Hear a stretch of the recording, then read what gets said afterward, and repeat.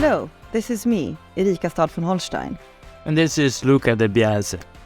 Welcome to Re-Imagine Talks, the podcast to challenge the way we think. Today, we're here to reimagine trust with Lisa Gansky. Lisa Gansky is a pioneer, a serial entrepreneur, and a best-selling author. She's a model of the original spirit of the internet. She was a co-founder of the first commercial website, GNN, acquired by AOL, and the first digital photography sharing and printing service, Photo, acquired by Eastman Kodak.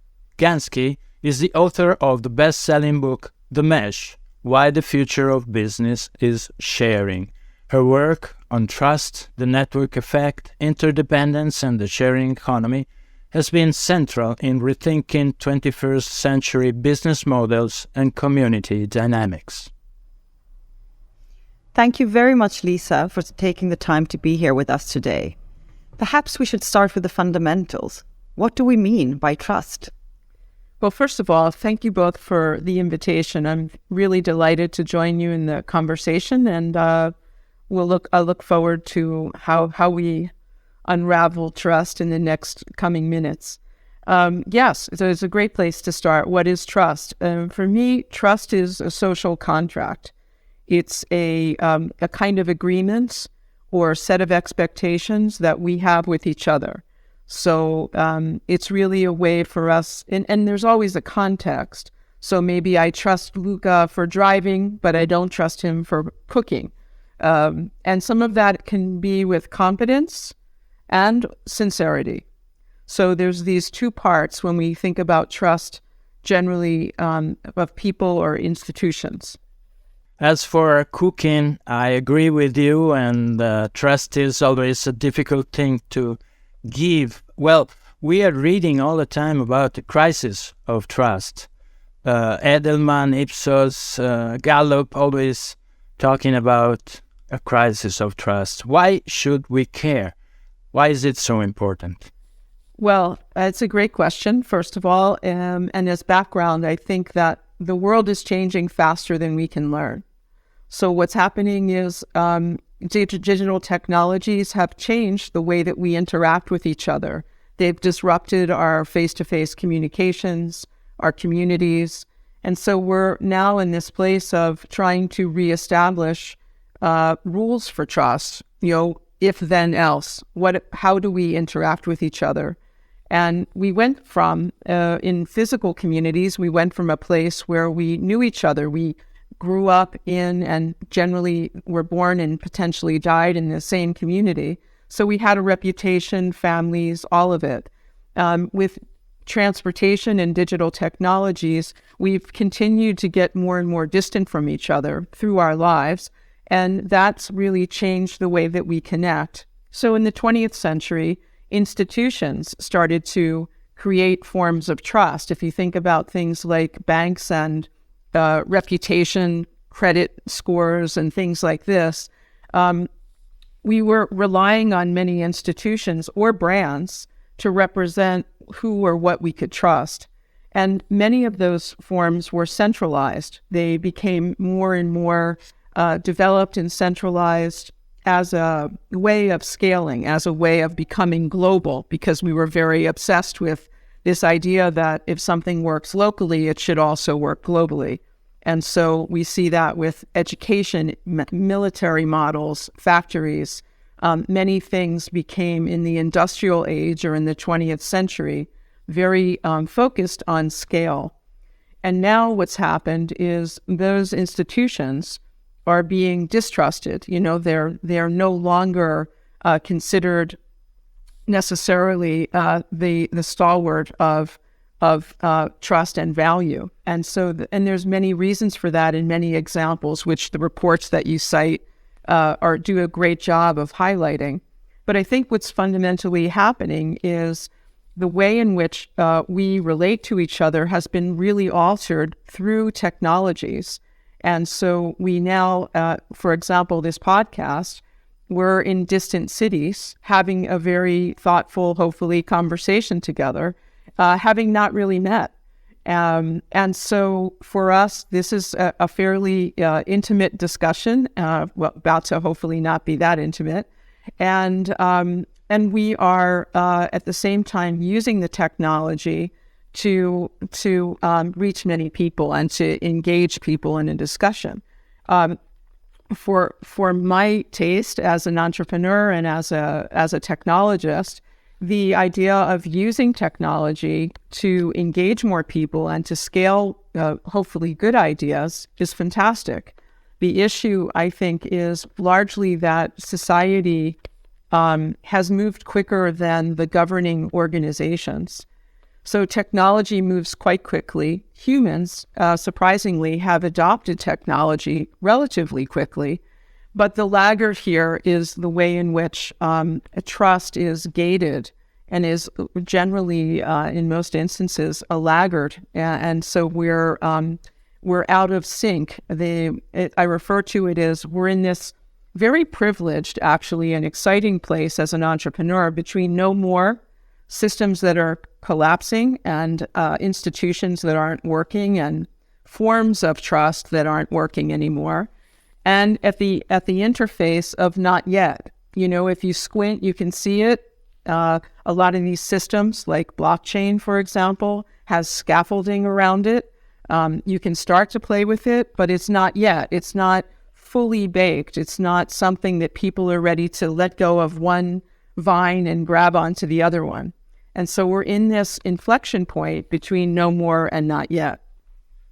I think it's exciting, but it makes a lot of people nervous. So Lisa, if we try to squint a little bit and together look towards the future, how would you reimagine trust, and where do you think we can go from here? Well, I'm pathologically enthusiastic about the opportunity of taking a lot of ideas that work well at a local level and using technology and using a way of kind of thinking together to refine what works in each place. So, for example, we're all in different cities, and we saw this with the sharing economy, for example, with whether it was food related or transportation.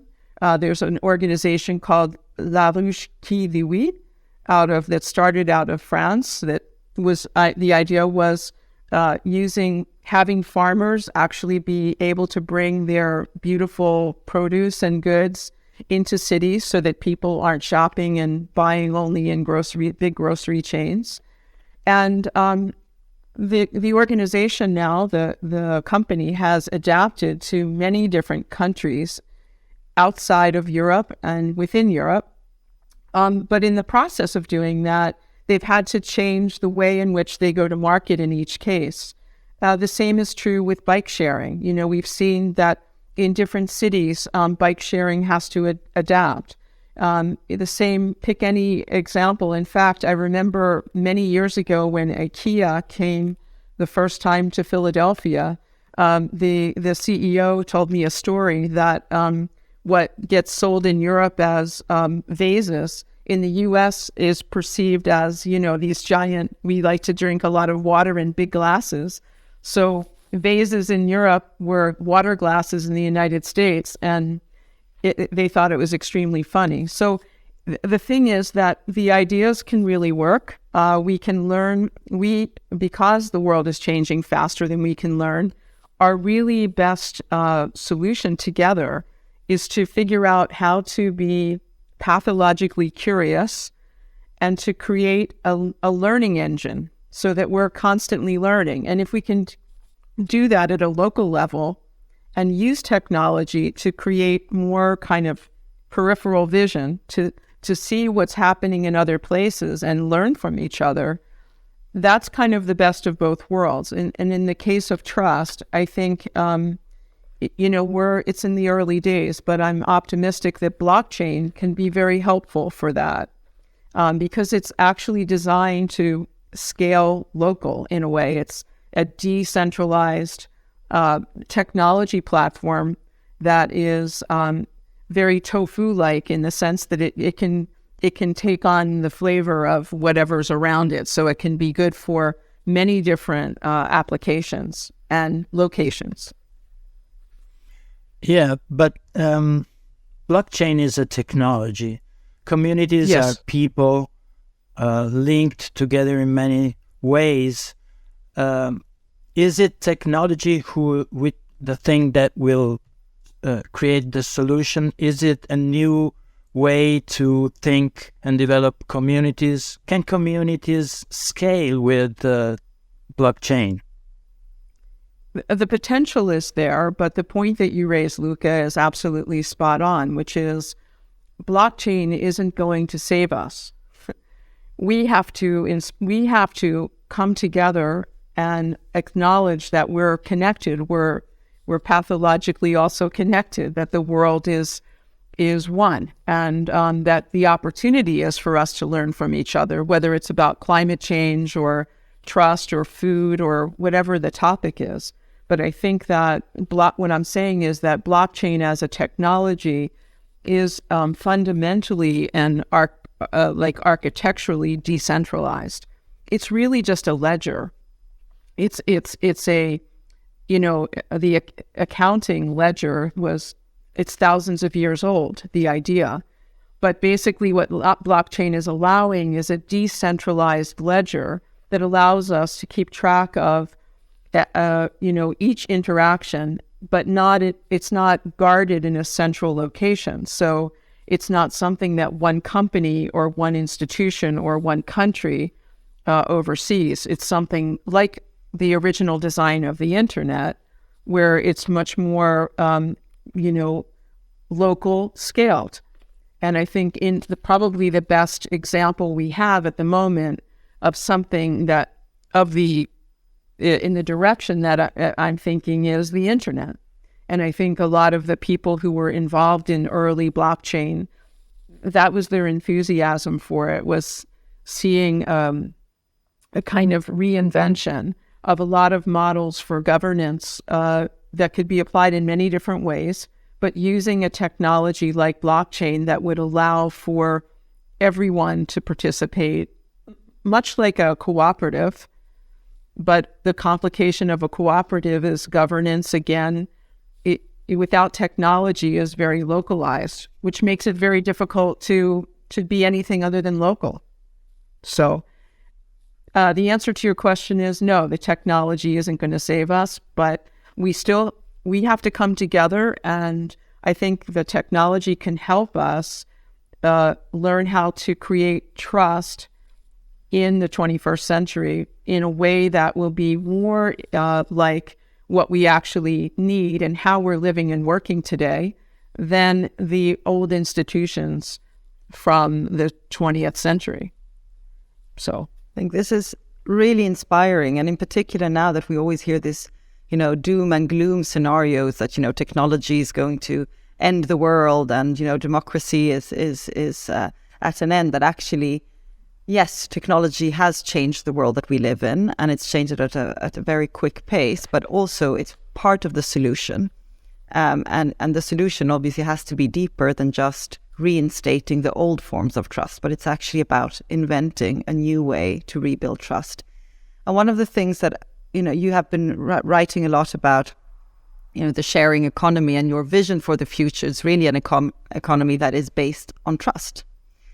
And the problems we're facing today, whether it's, climate change or a global pandemic, you see it more and more. The problems are also growing in scale from local level to global level. What do you think will be the biggest challenge in moving from, you mentioned before, these, networks of trust that were built on families and relations and actually knowing each other physically, to having similar networks but with millions, maybe billions of people across the planet, where you don't know each other and you can't see each other. What do you see as the biggest challenge in moving and transitioning into this new form of trust? Well, that's quite the question. I think that, thank you for that, I think. Thank you, I think. I think that one of the underpinnings of trust, especially in this situation, is empathy. And I think that for me, one of the observations I have about building empathy in strange situations where I'm uncomfortable, the gateway is curiosity. And so I think that the opening for us, we have two choices. The world is unknown. The world is changing faster. We really don't know what's going to happen next. And we have two choices. We could be afraid or we could be curious. And so, my provocation and invitation to people is to be curious, to try to understand, why is this happening? Why does this person have that opinion? What can I learn from them? What are they seeing that I'm not seeing? And that's true in a business context or about, like we have here, beekeeping and friends that we're learning from. In every little community, we have the need to understand what's happening. What are you doing differently? How is it working? And I think that that's true in almost every aspect of life these days. So I feel that it's quite a challenge for us to remake ourselves, but I also think it's very historically unusual to be in this inflection point between no more and not yet, because we're the people that can help to shape and accelerate the not yet and make it more real. The alternative is to cling on to the no more and cry as it dissolves, So I'm a fan of the former. But I think your question is very complex in a way, because there's different levels of, who engages. And one of the things actually that we've seen with a variety of institutions working towards 21st century governance and models is that it's really important to engage the people that we refer to as the shapers. People, for example, who are in compliance, who are trying to manage the fraud or the distrust, and include them, because they realize also that the world is changing, and we need them to participate, not just to say no.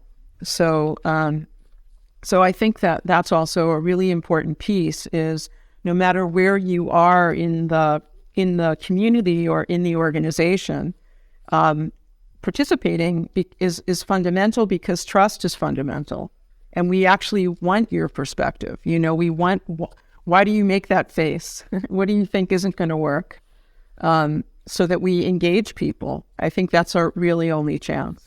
As you can imagine, at Reimagine, we are also generally positive towards the future, but our starting point is the need to reimagine our basic concepts and to think outside the box and to really dream of something different.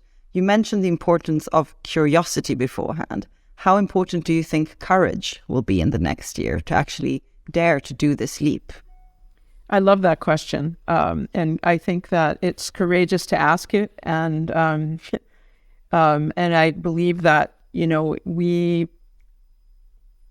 my personal opinion is we're seeing certain types of crises accelerate beyond even what we thought scientifically would happen, whether it's, the relationship between pandemics and climate. There's been a lot of bad news in the last 3 to 5 years. I mean, relatively bad news after a relatively stable period, especially for us in the West. So I think that the hotter the water becomes, the more likely we are to develop courage, because the alternatives are kind of unsustainable conspicuously. And so for those of us that have been kind of bellwethers or early in the conversation about whatever it is, climate or technology or inequality, or pick a topic, I think a lot of the symptoms have been brewing, but the pain is increasing. And so I think that the more the pain increases, the more courageous we'll be, because what's the choice? What's the alternative? The alternative isn't comfort anymore, it's discomfort. And And so being human beings, which are basically walking nervous systems, I think when our nervous system gets to a point where the pain point says, okay, basta, then we jump. And so I think courage, inviting people to be curious and courageous is, I don't know really what the job of Re-Imagine Europe is, but I'd love to help make that part of what the kind of mischief that you cause. Because I think that the opportunity is for really reimagining and reshaping is absolutely, this is the right time, and trust is an underlying currency, which, I think, Erika, you had mentioned earlier when we were talking, and I think that it is a currency. It is a kind of a currency that is an entry ticket to the game in many cases. And so, we're building a community. We have a local phenomenon, which is all these different cities and communities throughout Europe. At the same time, we realize that every community is different, all the culturally, geologically, climate, etc. But I think the opportunity is right here for us. And Reimagine Europe, it seems like as a meta community and a convener of really interesting conversations, just a wonderful, I'll use my instigator, and convener of something that could really provoke change. So more than anything, if we could provoke change or accelerate and learn from each other and use your platform that you're shaping to do that, I mean, how much more, what other value is there, Thank you very much for these words. Yes, I'm absolutely going to take you up on that, so be careful. Let's reimagine not only trust together, but let's also start reimagining the future. Because I agree, if we have courage and curiosity and are working together, we could do something amazing of this new digital global world that we are creating.